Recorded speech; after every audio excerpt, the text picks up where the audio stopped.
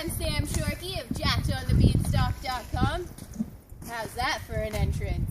Alright guys, since everyone seemed to like part one of how we make maple syrup here in the Ottawa Valley where my parents live, I'm now doing part two. So basically what we have here is a homemade fire pit that's evaporating the sap that we put on.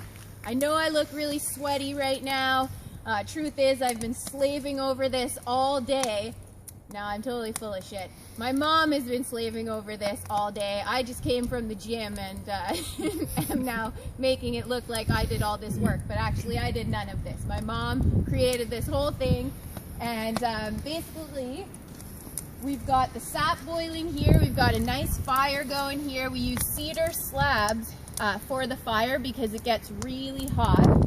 And we've got some pretty old school tools here. This is a skimmer that we use once the sap starts to thicken. So this is how we pull all of the dirt and debris and wood chips off of the syrup that is making right here.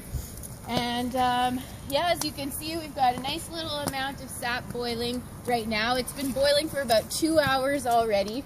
And all we do is just keep getting a little bit more sap out of the big bucket here and adding a tiny bit more. You want to make sure that you've got at least an inch of sap in there at all times. Otherwise, if there's too little in there, it'll burn, and that does not make good tasting syrup. So another cool thing that I can show you guys today is my mom collected all of the syrup, or all of the sap yesterday, and interesting fact, sap actually does not freeze. So you can see all these little pieces of water here, of ice, and these were in each one of the sap buckets before we collected them. There's a little bit of sap in there, that's why we're melting them all down here. And every little while, see all that sap? That's the sap that was actually accumulated in these frozen pieces of ice.